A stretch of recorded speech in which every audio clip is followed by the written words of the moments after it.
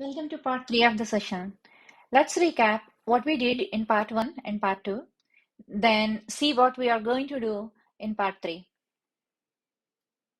In part 1, we saw distributed caching overview, various read-write caching patterns, and we implemented a couple of read-write caching patterns in a Spring Boot application that has 2 REST endpoints. And in part 2, we saw security aspects. We saw access control lists and creating users on the Redis server side. And we also incorporated the security into the Spring Boot application that we built in part 1. Now in part 3, we will see how we can use Redis to store the user session data of a web application. And we will conclude after looking into cache eviction policies supported by Redis. And we will also see the TTL, the time to live aspect of the client side on the REST APIs. And we will also see the session cache cleanup aspect of the web application. And we will also see the reference links and conclude the session. Before we get into the demo, let's refresh some basics. What is session data? And typically, it is the data available within the scope of a user session. What do we mean by that? That is, user loads the web application, and application server could start tracking the session and create the session, or in a properly secure application, typically the session starts once the user is authenticated, and then user performs activity, and this activity and the data supporting this activity represents the session data, session state basically, and a candidate to put it into the HTTP session cache, HTTP session. And then user logs out, session is invalidated, and the cycle is completed. Now, why cache the session data? Well, one reason is similar to what we had seen in part 1, that is to improve performance and fast access of the data. But even more important thing is business continuity and resiliency to failures. What do we mean by that? Let's see. High availability. In a microservices world, while building cloud native applications, we typically make multiple instances of the same application in a cluster, or we have multiple clusters of them running. Before the cloud native paradigm also, running multiple instances of the web applications and load balancing them or failing over them is not an uncommon thing. We always did that. And then there is horizontal scaling. Suppose business has increased needs, expecting more loads, more users, and we need to be able to scale horizontally to respond to the quickly changing demand. And meaning we should be able to add more instances easily, like this. And zero downtime updates, the third thing. One reason to update is probably you are doing rolling deployments or such of a new version. When I say such, maybe blue-green deployments, there are many deployment strategies. Basically, you are deploying a new version. That's one reason why you are making update, but it can also refer to a bad instance that need to be taken up, that is gone red, not functioning, and it has to be replaced with a new one and put everything back into the good known state, like this. For all this to happen seamlessly, the applications need to be stateless, and in the context of the web application, all the user session data need to be externalized. So these backend scaling up or down situations will have no impact on the user. Unlike what we had seen in part 1 with APIs, caching session data is trickier. It's more dynamic in nature because it's based on user actions. An application can decide to put stuff into the HTTP session any given point in time, all over your application. And you can't sprinkle your code all over with caching related code and deal with the session cache cleaning. That's another big deal. That's where the power of Spring and Spring Session Data Redis come handy. and make everything super easy for us. Basically, we need to do nothing. Spring handles it all.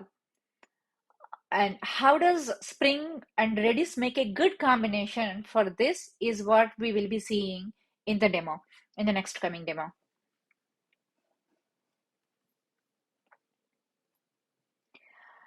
Demo time. For the demo, not to waste the time, I pre-created a super simple web application with Spring Boot and Timeleaf with the help of Spring Boot starter like start.spring.io. First, I am going to walk through the code and walk through the application and show how it behaves without session cache. And then we will add the caching and see how it changes the behavior of the application. And one point to be noted here is that I did not make the login process complicated with full authentication and authorization aspects using some modern techniques like OpenID Connect or something like that. In a real production time grade applications, you would do that. I did not do that because the main point here is not to demo Spring security, but to demo the HTTP session aspects and session data management. So the code is organized this way. It's a typical Spring Boot application. It's a Maven-based application, and my pom.xml and my Java code, the test code. This is the application code and this is the test code. And then my application resources such as application.properties and all the static contents such as any JavaScript, HTML, CSS, and everything. Now let's take a look at the pom.xml and the dependencies. So this application again is built like the previous part 1 using Java 17 and the latest Spring Boot version, which is 3.0 snapshot. And I have just 3 dependencies, 2 dependencies. The third one is Lombok. So Spring Boot Starter Web and Timeleaf. It's a Timeleaf based application, so I have Timeleaf, and that's all the dependencies. And we would add the Redis dependencies here later. And now let's see the application properties. All I have is my application name. That's all I have. And we are going to use the default profile for this application to run. Then I have a simple application, very simple application. And this is the main application that's the default class that is created by the Spring Boot application, annotated Spring Boot application itself. And then just one controller called greetings controller. And this is how it works. So as you can see, this is marked as controller at controller. Notice that this is the MVC controller. This is not the REST controller like the API demo. And when we hit the greetings endpoint, it checks if there is user present in the session already. And for the first time when we hit, there will not be user already in the session. Then it redirects to the login screen. Otherwise, if there is a user in the session, somehow the session exists, then it pulls the user data from the session and redirects to the greetings page. Now let's see what's in login page when the first time web page is loaded. In the login HTML, it's a simple page. It has a text box asking for the name. And then when it comes back and it presents a login screen, and when you enter the name, it posts the data to the greetings, and the post action looks like this. It gets the name from the session, and it adds to the model, which is what we posted. Basically, the post data is set into the session, set attribute, and then it also adds the attribute into the model for the page to be rendered, the greeting page to be rendered later, which is here.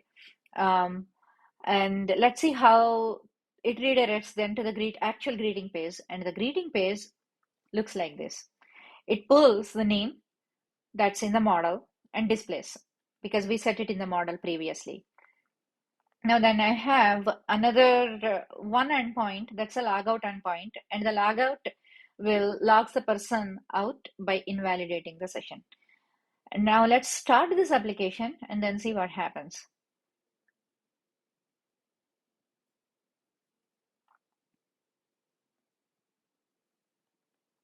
And the application started. Let's go to our browser and hit the greeting endpoint. And because the session is not started, and this is how it looks.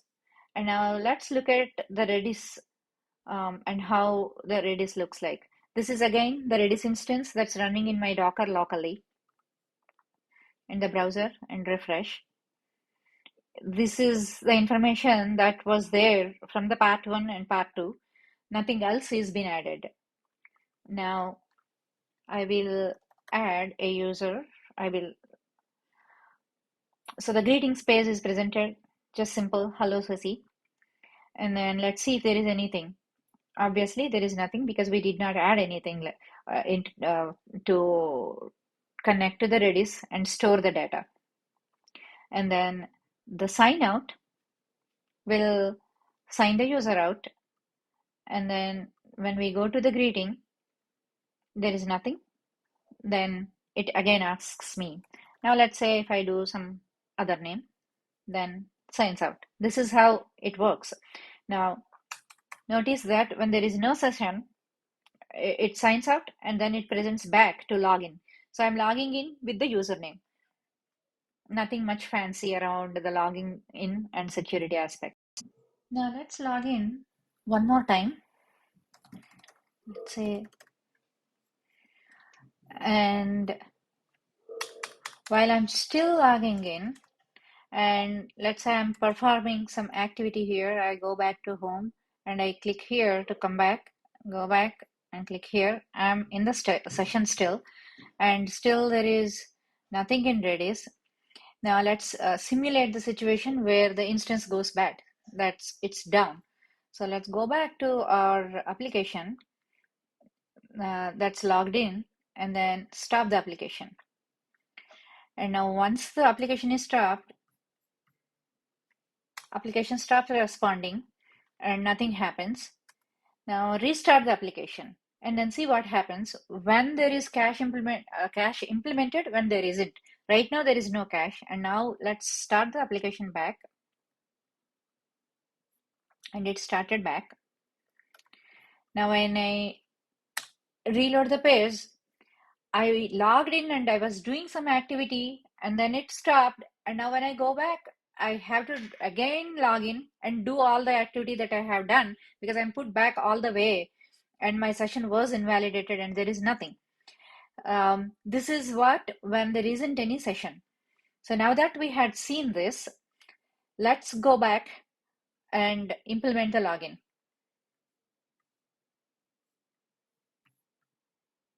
Back and make the changes into the application to make use of Redis and session cache. Let's stop the application. And for this to work, we need a couple of additional dependencies. The first and foremost is the spring-session-data-redis. And let's see what happens when we add this. I'm going to do a margin update, so it will pull the dependencies and then see what it actually pulled. So the Redis session data also pulled spring-data-redis. But the thing is, the caveat is we need spring-data-redis to connect, to be able to connect to the Redis server and do some certain auto configuration and all that. But notice that there is still something missing. That's a client, such as Let's or maybe Jedis or anything. There is no client that has come. So for a client, but we need a client to be able to create the connection factory and then connect to the Redis. So for that, we need another dependency, the same dependency that we added in the part 1, which is the spring-data-redis. Oh, so we could, instead of copy pasting manually, we could do this. Add starters and then go to Redis and add additional starter, which is going to be spring-data-redis here in this case. And I say yes, go ahead and add. I know it's changing something in help.md, let it change. And we added that dependency. Yeah, Spring Boot starter Redis came. And let's do mob and refresh one more time. Now let's see if all other dependencies came or not. So the Spring Boot starter would get so many other things. One of them, that's the important one, is the client. So this is the effective, here is the list of effective dependencies and starter data Redis, and it got a bunch of things. Now that's all we need for the dependencies. And do we need to change anything in the code to be able to cache? No, we are not going to change anything in the code. We are not going to change anything in the static data. All we need to do is now add few properties. That's all we need to do. So to make the property changes, I will make use of application local profile. But before we use the application local profile and show the changes that are required to be made, let's inspect the logs a bit. So if you look at these logs, the previous run used the default profile. So no other profile, active profile was found. So it set it to default profile. That means it made use of the application.properties. Now let's have a look at what we have here. So here we have the Redis client name configured, which is what will be used like we saw in the part 1. This is what will be used when it connects to the Redis server as the client name. And then this is the host, username and password, and then the namespace. The namespace is what will be used to group all the keys and put under. This will be the prefix basically.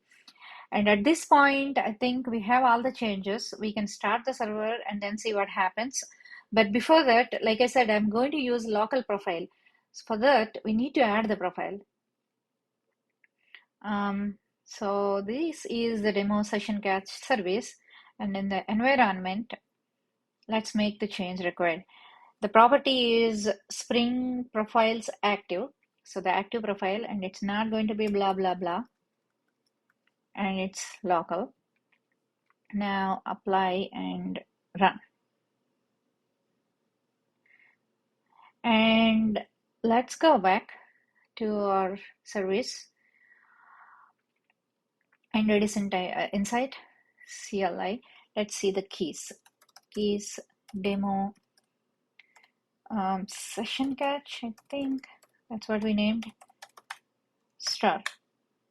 Let's confirm one more time. It's demo session cache. Yeah, the spelling is correct. There is nothing. Now let's go here and the greeting. Here I'm going to log in as Ceci. And then let's go back to, let's see another session. And here it would be query. And now let's see what happens if there is something in the Redis session, Redis cache. So it got a couple of properties. So this is a key, the sessions prefixed, and this one. And then there is another key, this one. So this and this are pertaining to the two sessions that I've opened, and these two are pertaining to those sessions and expiration time. So we will talk more about this expiry little later, but that's what it is. And we could actually inspect a bit of data here. As you can see, this is the attribute name that I added in the session, so it shows that, and some other information that is required. And the other one is, I guess, this. Yes, here it's pairy. So if I have more session attributes, then all those things will come as a key value pair here automatically. And the expiration time TTL is set to the default TTL, and we will talk about more about it. So this is the default time, and you could actually change this setting TTL on the server side, the Redis side, you can provide a configuration file and change it. But we will see more from the client end what we can do with this or what needs to be done. But for now, this is what it is. Now we will do the same thing that we did without the cache. That is, we come back, we do some activity, and we are still logged in. While we are still logged in, I come back here and I'll stop the session.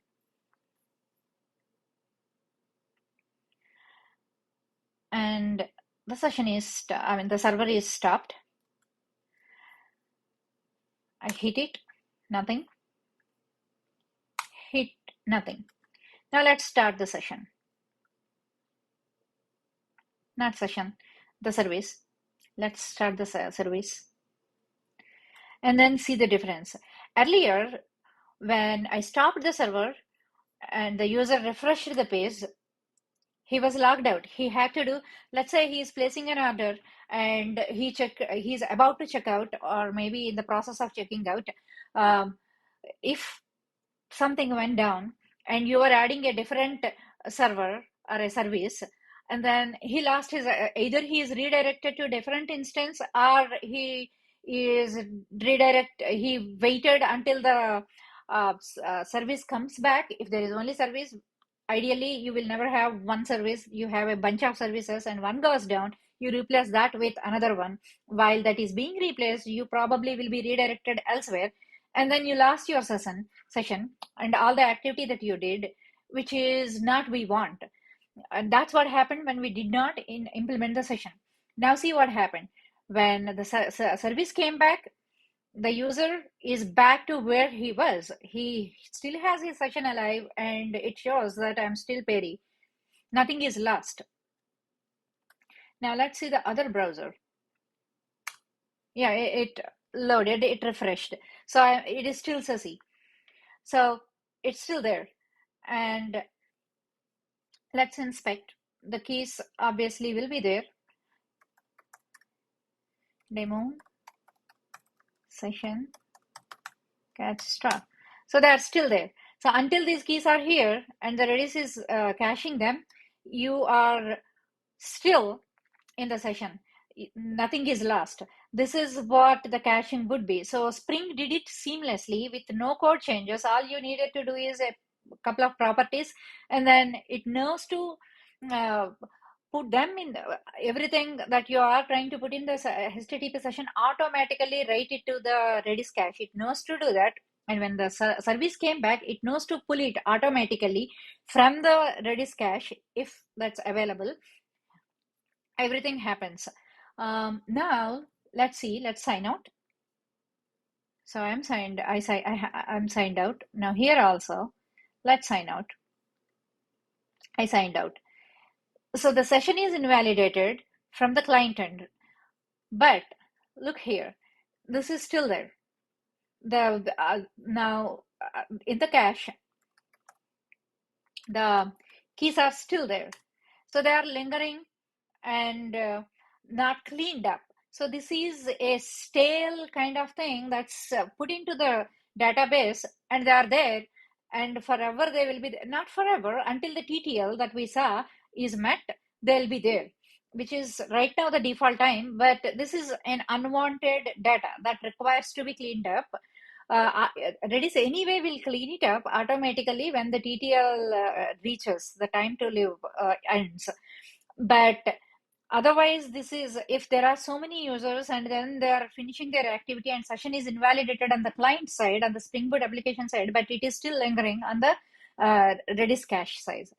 And let's see how to deal with it. When the session is done, then can we do something to clean up the cache, which is what we are going to see now. That brings us back to the next part of the session in part 3, which is to deal with the cache cleanup, cache expiry, and cache eviction, all those things. And there are two aspects again to this. The first thing is the cache eviction policies that Redis supports natively, and the cache expiry and cache cleanup aspects on the client side, which is Spring Boot application in our case. On the client side, we will see cleaning up with the TTL, that's time to live, using the API we built in part 1. And then we will see the session cleanup pertaining to the web app. And the session cleanup, again, is a bit trickier as there are two aspects to it. That is, first, invalidating the session, which usually happens when the user logs out or the user is inactive and the session timeout occurred automatically and it timed out and the session invalidated. In either case, when the session is invalidated, if we do not do anything, the session data keeps building up in Redis, lingering until the default TTL that's configured on the Redis server side hits and the Redis expunges these entries. And that TTL is usually very high. We don't want to wait until then and keep building it up. Instead, we have to handle it more elegantly. That is, we should clean up all the entries that are not associated with any active session as soon as possible. We will see how we can do that in the demo. First, we will see the web application aspect for a reason, and then we see everything else. Now, coming to the web application back, first I'm going to configure the timeout. If the session is inactive, I'm going to configure the auto timeout, which is going to be 10 seconds, like specified here. And then the other aspect is when the session timed out, when the session invalidated, or if somebody logs out explicitly and when the session is invalidated, then we want to clean the Redis session entries. And for that, Spring natively supports something called the cleanup-cron, which takes the clone formats. And here, this configuration tells clean the cache session state for that user, not for that user.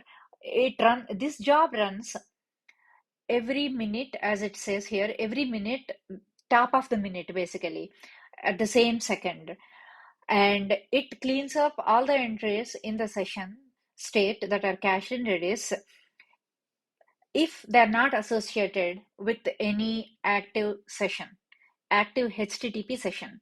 And it is done natively and configured automatically for you using a class called session cleanup configuration. So this session cleanup configuration is automatically configured when you add the dependency. If you don't do anything, it works. And you can only configure to change the intervals, at what interval, how frequently you want to run. That's the cron expression. So this is the task that is automatically configured, deals with this cron setup. Now let's start the server and then see with this configuration what happens. I'm starting the server. Okay, I saved it and it started. And we will go back to the browser and hit grading. And I will do some Sasiperi 05. So now I performed some activity. I'm here. And then let's inspect. It added few cache entries into Redis. And I'll wait until 10 seconds. It's supposed to clean it up in 10 seconds and invalidate and kick me out of the session. And I think it is 10 seconds lapsed. And let's see what happens. As expected, the session is invalidated and timed out. Now, even when the session is timed out, nothing happened, nothing expunged or cleaned up on the Redis side. But in a minute, at the top of the minute, it should clean up. We can come back in a while and then see. While we are waiting for the cron job to run automatically, let's see the server side aspects of it, or the API side, the TTL. So for that, let's look at the API that we built previously. And we can do the TTL in two ways. The time to live, that is at application level, that's catch redis time to live. If we configure this tells me that all the entries in all caches are in the namespace that is configured, which is the demo cache itself, is going to be expensed, and all entries are cleaned up every 10 seconds. In reality, you wouldn't want to clean the cache for application every 10 seconds. Maybe you would do it every night, 24 hours, or maybe 72 hours, whatever the time is. But that's not so useful to keep cleaning it up on a regular interval on every cache, every entry. You may want to do it little more granular in the way you want it to be on each cache, not at application level. And there is a way to do it. And the way would be to do this. So basically have another annotation that's out of the box available within Spring, that is cache evict. And the cache evict takes the cache names and then by the key name by which you want to evict, and then you can schedule at fixed interval, and there is more that can be done, and there is a lot of Spring documentation around it which I provided in the slides. But this tells me that precisely on these caches, on this key, at this interval, go do something. Either you can do schedule interval or you could call explicitly and then make this happen. But you may ask, then can't we do this along with add cacheable at the same time? Yes, technically you could do it. That is, you first evict everything in the cache on a key and then cache it. But that makes no sense. Why would anybody evict and then again cache? That makes no sense. So that's why it is usually on a separate, it's a separate method. It's a separate process that does this. So that's how you do it. And I'm not going to run the API again and go all the way back, but I think enough time passed. But before we check what happened with the configuration that we did in the other application, which is this, that's the cron job, let's go back and see the eviction policies that I was talking about that are available on the Redis side. For that, let's see the Redis cloud. So in the Redis cloud, when you create an instance, it has options to choose from the eviction policies that Redis supports. Not just Redis cloud, you can configure these policies even in the OSS one, the free one. Or if you are with a cloud provider, like for example, GCP or AWS, and if you are going for a Redis managed server service, even then, when you create the database, there are certain policies that are available, eviction policies that you can choose from. So let's see what happened. This is the Redis cloud. When you don't have any cloud provider or managed service or a corporate version of your Redis in your cloud with your cloud provider, there is another option, which is this Redis cloud. And you can create a free account and experiment, which is what I did right now. When I created this database, so it came up with a couple of modules, like the two modules that we saw in Redis stack driver. There are more modules here, but then there is this eviction policy. So by default, it shows the volatile LRU, but there are more policies that are supported natively, such as all these things. For example, LRU means keep most recently. LRU is least recently used. It keeps the most recently used and removes least recently used. Similarly, LFU, least frequently used and random and don't evict. All these are options. But if you want more details on each of these policies and how precisely they work, there is a video titled What Happens When Redis Runs Out of Memory. And that is a hour-long video just talking about every one of these policies in depth. And I included the link to that YouTube video in the slides in the reference links section. But that's in brief what Redis natively supports on the server side. I think we lapsed enough time, and I think we hit the minute or maybe a little more than a minute, and let's see if something happened here. So ideally, these demo session cache entries need to be cleaned.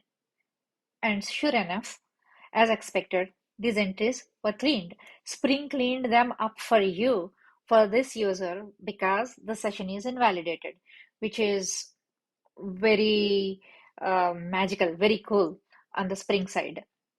Now that concludes the eviction and expiry aspects of the client side. And now let's see what we have on the presentation. I think that the demo time we saw, links and references. A quick walkthrough of the links. Here is the link where I have the source code for this session, all three parts, the starting and end state, both. And part 1 and part 2 are together in one repository, and part 3 is in part 1 and part 2 are together in one project, one application. And as we saw, part 3 is a separate application because it's a separate web application. And here on my home page, um, it's a GitHub pages. My presentation will be posted, and the link will be at the bottom of the video, in the description of the video. And here are other reference links, the links probably that I may have used to make this presentation or otherwise. And one of them particularly I was referring while I was talking about the cache eviction policies. That's what happens when my Redis runs out of memory. Um, it talks in detail about these policies. And similarly, few cache types where MySQL is the backend, the primary data store, and so on and so forth. And few Redis links, a quick overview, and there is more. Here, the links particularly pertaining to other languages. What we had seen so far is on the client side is the Java.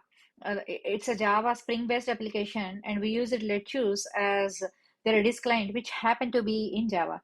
But Redis itself is nothing to do with Java or anything. It could be a data store, a cache for any type of applications. So here is the documentation talking about how to do similar things in other languages, other frameworks like Python, Node, .NET, and so on and so forth. And um, here, some YouTube links that explain how to get started.